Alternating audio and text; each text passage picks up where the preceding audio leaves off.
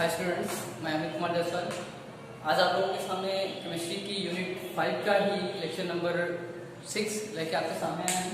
और इस लेक्चर में ये यूनिट हमारी चल रही थी स्टेट ऑफ मैटर, यानी द्रव्य की अवस्थाएं या पदार्थ की अवस्थाएं।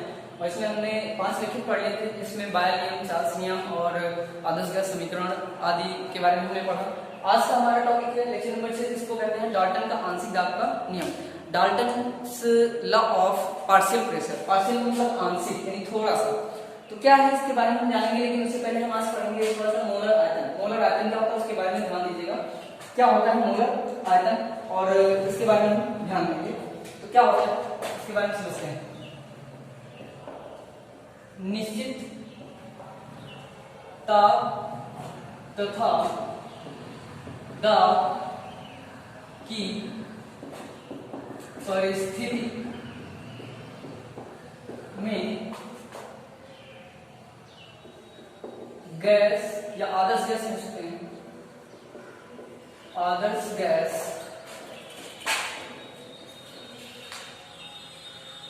के 22.4 लीटर में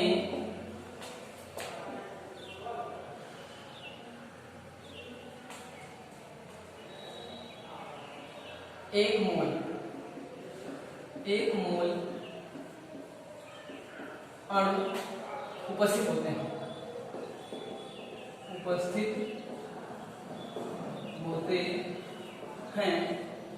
इसे समझिएगा। पहले है क्या मोलर आयतन, क्या है, यानी हम अगर सीधे सीधे कहें आयतन क्या है, तो निश्चित ताप और दाब पर, पहले समझिएगा इसको है क्या। निश्चित ताप और दाब पर अगर हम कहें कि एक जो गैस होती है आदर्श गैस के कुछ आयतन कितना मैंने बताया 22.4 लीटर। 22.4 लीटर में 1 मोल अणु उपस्थित होते हैं, या ये कह सकते हैं कि 1 मोल में 22.4 लीटर आयतन होता है एक गैस का। या हम इसको ऐसे भी कह सकते हैं, या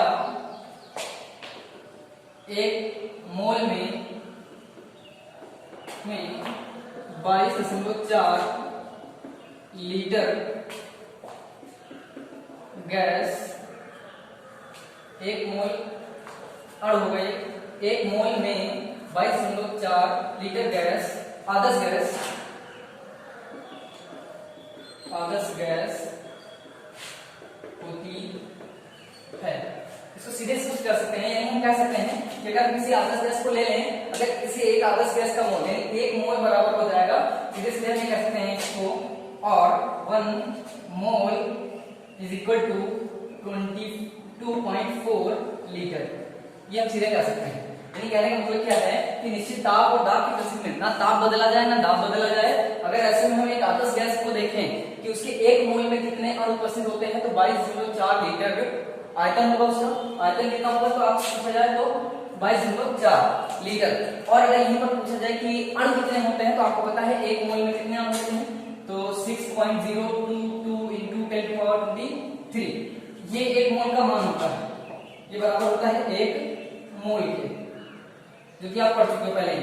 1 मोल कितना होता है, इतना होता है। अगर इसको हम इसी को अगर इसे गुणा करते हैं तो इसमें अणुओं की संख्या आ जाएगी, कितने अणु उपस्थित होंगे। ये हम कह सकते हैं कि इतने अणुओं में इसका आयतन कितना होगा, ये भी कह सकते हैं 1 मोल ये है। और 1 मोल में कितने अणु हैं, तो ये आपको पता है 1 मोल यानी इतने अणुओं में इतने लीटर, या इतने मोल में इतने लीटर 22.4 लीटर गैस उपस्थित होती है। इसी को क्या कहते हैं, इसी को गैस का मोलर आयतन कहते हैं। यानी मोलर से ही नाम पता चला है, मोलर आयतन। मोलर यानी 1 मोल, और आयतन मतलब 1 मोल आयतन। आयतन मतलब कितना गैस ली जा रही है, तो दिया गया है यहाँ पर कि 1 मोल में, ये देखिए 1 मोल अणु में 22.4 लीटर आयतन गैस उपस्थित होती है। इसी को उसका मोलर आयतन कहते हैं। तो आई होप कितना समझ में आया होगा। आगे बढ़ते हैं और डाल्टन का आंशिक दाब समझते हैं। ये समझ में आ गया होगा। इससे हम एक नियमित दे देते हैं, आप लोग बताइएगा इसका मान क्या होगा। क्वेश्चन क्या है उसको ध्यान से समझिएगा। ये आपको समझ में आ गया होगा। इसको वीडियो को अगर नहीं समझ आया तो वीडियो को एक बार रिवाइज कर लीजिएगा।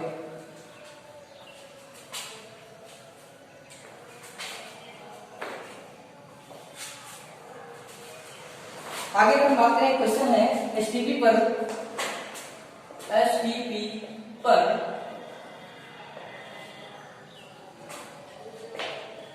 0.2 ग्राम एसटीपी पर 0.2 ग्राम गैस का भार,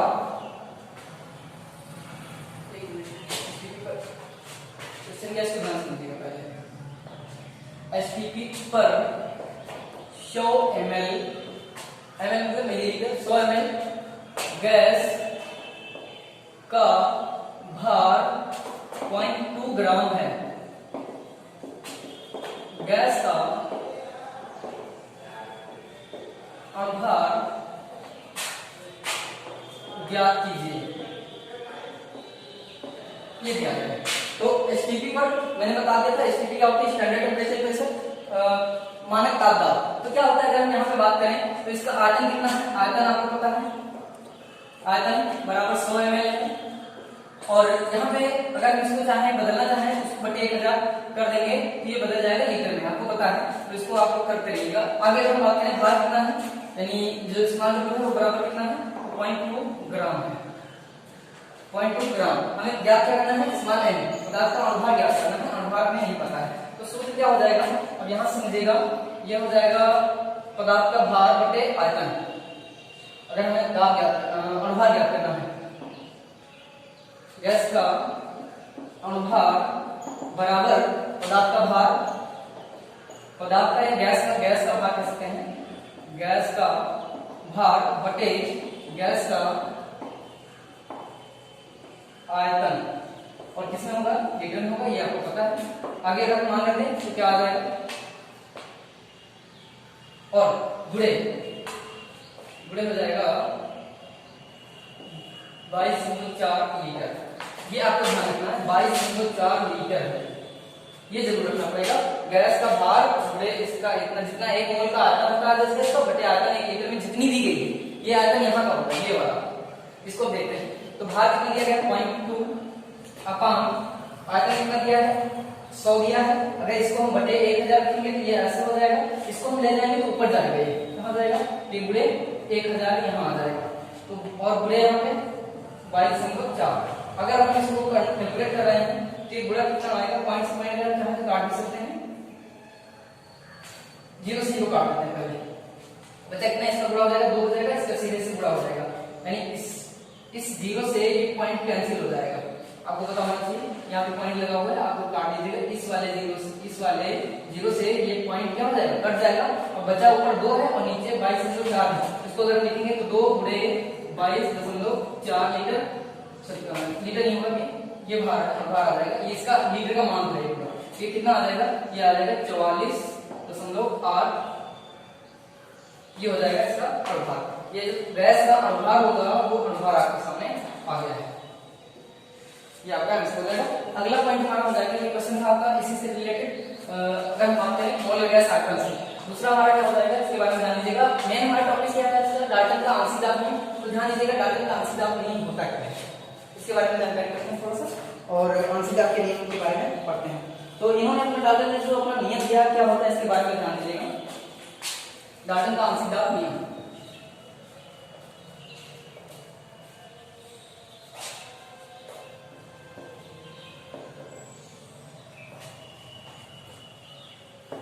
Dalton law of partial pressure, partial का मतलब होता है आंशिक, और प्रेशर का मतलब आपको पता है कि दाब होता है।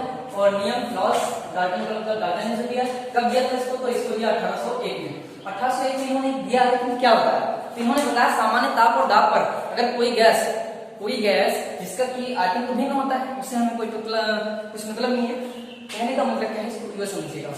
अगर हम कहें साधारण ताप और दाब पर, यानी सामान्य परिस्थितियों में अगर कोई गैस है और वो अक्रियाशील नहीं है, तो उस गैस पर कुछ दाब कार्य करता है। अब वो गैस अगर उसमें किसी गैस का अन्य गैस का मिश्रण है, तो उस गैस के मिश्रण पर जाहिर सी बात 2 गैसें भी हो सकती हैं, 3 गैसें भी हो सकती हैं। कहने का मतलब क्या है, जो कुल प्रेशर होगा, कुल दाब जो होगा, जैसे हम कह लें कि एक गैस है हमारी, एक मिश्रण है, इसमें कुछ गैसें हैं, ए है, बी भी है और सी भी है, तो इसका कुल दाब कितना होगा, इस जो ये गैस है टोटल मिश्रण है, इस पर कितना दाब होगा। तो सामान्य ताप और दाब की परिस्थिति में अगर हम कहें ना ताप बढ़ाया जाए ना दाब बढ़ाया जाए, तब की परिस्थिति में ए पर प्रेशर प्लस बी पर प्रेशर प्लस सी पर प्रेशर, टोटल जो प्रेशर होगा वो कुल दाब होगा, और इसी को कहा जाता है कि डाल्टन का आंशिक दाब नियम। इसी को ध्यान दीजिएगा, यानी जो गैसें होती हैं उन पर आंशिक दाब कार्य करता है। जो किसी गैस की बात करें अगर हम, कोई मिश्रण है, उन पर जो कुल गैसें होती हैं, सभी गैसों पर अलग अलग एक अपना प्रेशर कार्य करता है। अगर उन सबको हम योग कर लें तो हमारा कुल दाब निकल कर आता है। इसी को डाल्टन ने बताया कि ये हमारा डाल्टन का आंशिक दाब का नियम है। तो इसके बारे में ध्यान दीजिए। तो इसके बारे में हम बताएं तो क्या होगा, ध्यान दीजिएगा।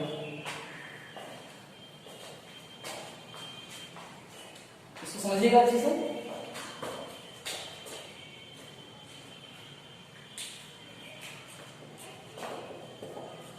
स्थिर ताप व दाब पर, स्थिर ताप व दाब पर गैस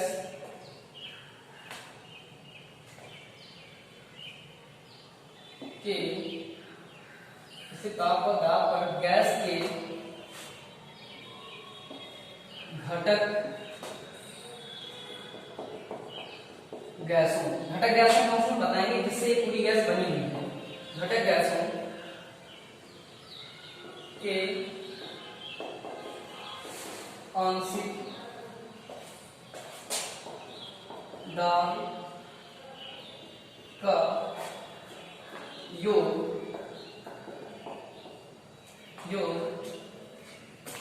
गैस का कुल दाब कहलाता है।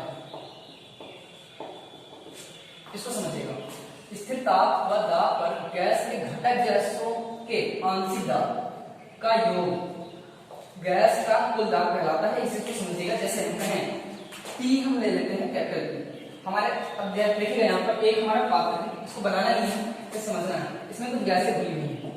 इसमें हम कह रहे हैं 3-4 प्रकार की गैसें हैं हमारी। अब कौन सी है वो, एक A भी भुली हुई है, एक B भी भुली हुई है, एक C भी भुली हुई है। सभी पर एक प्रेशर कार्य करता है। प्रेशर को हम पता है किससे लिखते हैं, P से लिखते हैं। अगर ये प्रेशर हमारा कुल प्रेशर हो जाएगा तो बराबर हो जाएगा घटक A का pressure, pressure of A plus pressure of B plus pressure of C, dot dot dot जितनी भी गैसें होंगी इन सभी का जो योग होगा वो हमारा कुल दाब कहलाएगा। और इस नियम को क्योंकि इसका निकाला गया है, ये आंशिक दाब निकाले गए हैं अलग अलग गैसों के, तो उनका जो योग किया जाएगा तो कुल दाब के बराबर होगा। इसी को डाल्टन का आंशिक दाब का नियम कहते हैं। ये 1801 में दिया गया। इसके बारे में बताया गया कि जो घटक गैसों के उनपे जो प्रेशर कार्य करेगा उन सभी को, क्योंकि एक गैस है उस पर मिश्रण भी होगा, कई गैसें होंगी, और जब कई गैसें होंगी A, B, C भी हो सकती हैं, तो उन पर प्रत्येक पर एक प्रेशर कार्य करेगा P।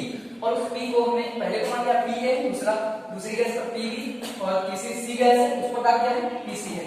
तो इन टोटल को जब हम योग करेंगे, इनका जो टोटल निकालेंगे तो दाब आएगा, कुल दाब होगा। और इस नियम को, इसका जो गणितीय रूप है ये डाल्टन का आंशिक दाब का गणितीय रूप है। इसी को डाल्टन का आंशिक दाब का नियम कहते हैं। आज आपको इतना समझ में आया होगा। जहां अगर हम कहें, जहां इसी को ध्यान दीजिएगा, जहां पे अगर हम कहें PA, PB और PC, जहां PA, PB, PC क्रमशः घटक गैस A, B और C के आंशिक दाब है। क्रमशः घटक गैस या घटक गैसें जैसे A, B, C के आंशिक दाब है, आंशिक दाब है। आई होप कितना आपको समझ में आया होगा। और इसी को क्या कहा गया, डाल्टन का आंशिक दाब नियम कहा गया। और ये कहां से आया, P बराबर nRT है। और ये निकालते कहां से अगर हम कहें तो आपको पता था P बराबर nRT, हमसे पहले पढ़ा चुके हैं PV बराबर स्मॉल n R और T। अगर यहाँ से T निकालना, B को इस बार भेज दें तो ये क्या बन जाएगा, ये आपको नोट नहीं करना है। B को अगर यहाँ भेज दें तो ये यहाँ आ जाएगा, इस तरह से रिप्लेस हो जाएगा, क्योंकि इधर बुढ़े में इधर आएगा, भाग में हो जाएगा। अब इसी से प्रेशर, ये आ गया प्रेशर, इसी से प्रेशर हम प्रवाह निकालते हैं। अब यहाँ पे RT नहीं दिया है, बात अलग है, B दिया है, M दिया है, तो हम इससे निकाल सकते हैं। सूत्र हमारा कहाँ से बना आपको पता है कि इससे पहले जो मोलर आयतन पता है उसको भी हमने इसी से किया है। ठीक है, इसको इसकी कोई बात ही नहीं है आपका, ये तो आदर्श गैस समीकरण। और एक नोट यहाँ पे डाल दीजिएगा, कल इससे पहले मैंने बता रखी है कि जो नोट्स मैंने लिखा है, जहाँ पे आपने कुछ 3 नोट्स नोट किए थे, वहां पे एक चीज नोट कर लीजिएगा कि जो आंशिक दाब का नियम है, यहाँ पर एक गैस जितनी भी गैसें हैं सामान्यतः हम कह सकते हैं कि सभी गैसें कार्बनिक गैसें हैं। यह कह सकते हैं कि जो आदर्श गैसें कही गई हैं ये वास्तविक गैस है, तो वास्तविक गैस हैं जिन पर आदर्श गैस समीकरण का कोई रूल नहीं चलता, तो उन्हें हम काल्पनिक गैस नहीं कह सकते। यानी आदर्श गैस जो है वो सभी क्या है, आदर्श गैसें, सभी आदर्श गैसें कह सकते हैं, सभी आदर्श गैसें काल्पनिक गैस है।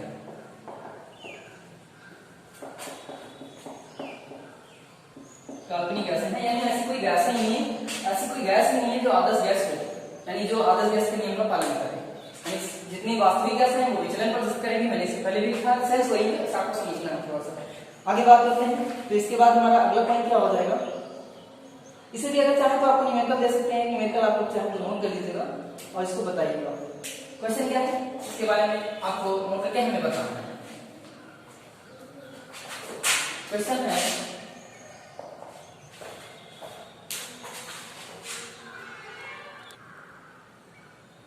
ध्यान दीजिएगा, यहाँ पर आपको दिया गया क्वेश्चन कि 25 डिग्री सेल्सियस पर एक गैस का गैस जल के ऊपर एकत्रित की गई है, नम गैस का कुल दाब, ध्यान दीजिएगा यहाँ पर कुल दाब दिया गया है, नम गैस का कुल दाब 735 mmHg, दाब तो आपको पता है mmHg में लिख सकते हैं था, यदि 25 डिग्री सेल्सियस ताप वही है, ताप परिवर्तन नहीं किया गया, जलीय वाष्प दाब 23.8 mmHg है, तो शुष्क गैस का दाब क्या है। कहने का मतलब क्या है, यहाँ पर दो प्रकार की गैसें हैं, एक पर नीचे एक शुष्क है नीचे और एक ऊपर नम है, तो शुष्क का आपको क्या दिया गया है कि कुल गैस का दाब दिया गया है, और इधर किसका दिया गया है, वाष्प दाब दिया गया है आपको, तो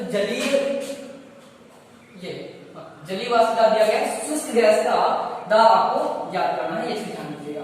तो दो गैसें हैं, शुष्क का आपको ज्ञात करना है और जलीय गैस का दाब दिया गया है, यानी टोटल जो दिया गया है वो 735 है। अगर इसमें से पूछ लिया जाए आपसे कि 23.8 mmHg ये जलीय वाष्प दाब का है, 23.8 mmHg ये किसका दिया गया है, जो जलीय वाली है, तो जाहिर सी बात है जो बची हुई है वो कितनी होगी, तो आपको पता है, कैसे ज्ञात करेंगे, ध्यान दीजिएगा, गैस का सॉल्व कीजिएगा,